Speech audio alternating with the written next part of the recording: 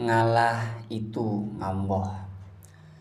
Kadang-kadang meski kita sudah atau sedang melakukan kesalahan dan perasaan tinggi hati yang membuat kita tak mau mengakui bahwa kita telah melakukan kesalahan.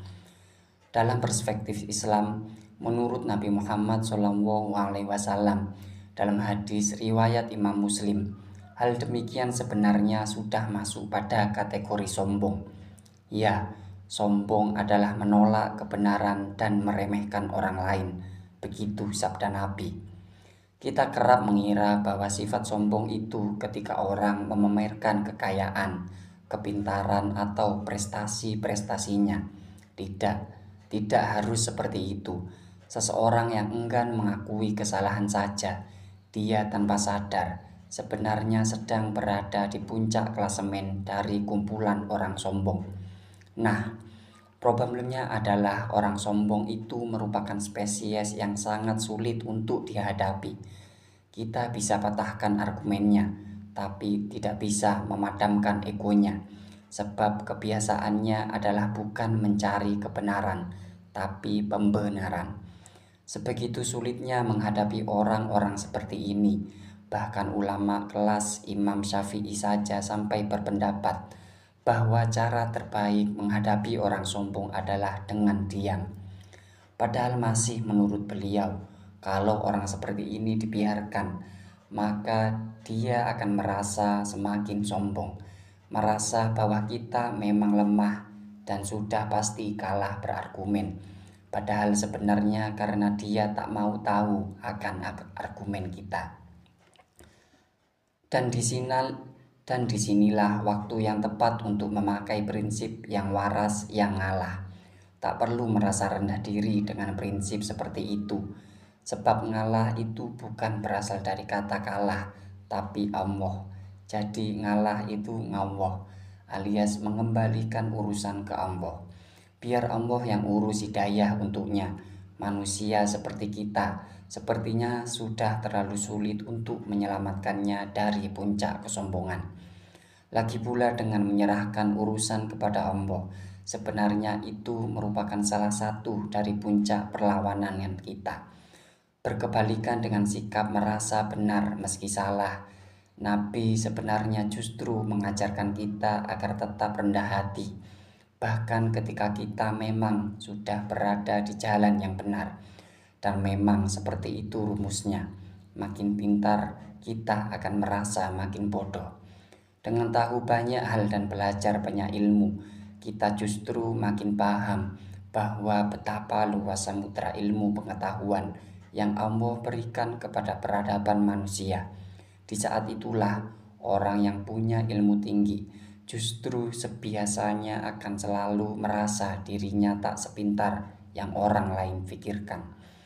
Ini seperti analogi orang yang berlayar di lautan yang luas.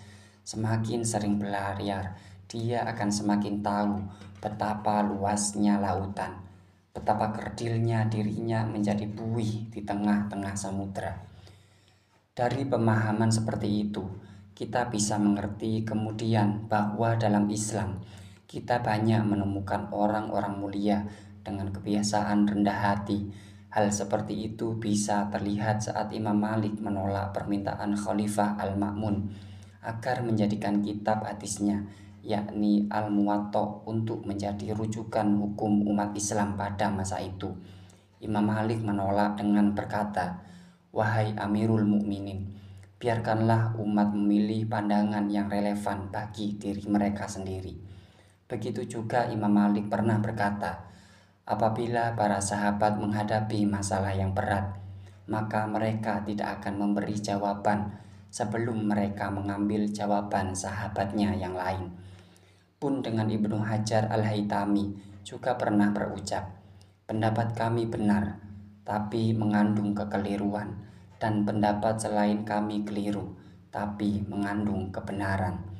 Bahkan Imam Abu Hanifah juga pernah berkata, ucapan kami ini hanyalah pendapat. Inilah yang terbaik yang dapat kami capai. Jika ada orang yang datang dengan pendapat yang lebih baik daripada kami, dia adalah yang paling dekat dengan kebenaran ketimbang kami. Para ulama itu tadi mengajarkan kita secara real bagaimana punya sikap rendah hati dengan kebenaran yang kita yakini. Kerendahan hati yang dipertontonkan itu juga menunjukkan betapa luas spektrum pemikiran ulama-ulama kita, bahwa semakin luas ilmunya, justru hal tersebut semakin membuat mereka menghargai pendapat yang berbeda. Itulah kenapa saya sangat yakin bahwa sebenarnya fanatisme pada suatu pendapat bukanlah ajaran Islam. Kita dilarang fanatik pada suatu pendapat karena sikap seperti ini justru similar dengan tipikal ajaran iblis. Sebagaimana dikabarkan Allah dalam Quran Surat Al-Baqarah ayat 34, bahwa makhluk Allah yang pertama kali mempunyai sifat sombong adalah iblis. Iblis tak mau sujud kepada Nabi Adam, meski itu diperintahkan secara langsung oleh Allah. Iblis bukannya ingin membangkang, dia hanya merasa dirinya lebih mulia daripada Nabi Adam. Karena iblis tak mau ngamuk, dia pun tak mau tunduk kepada Allah.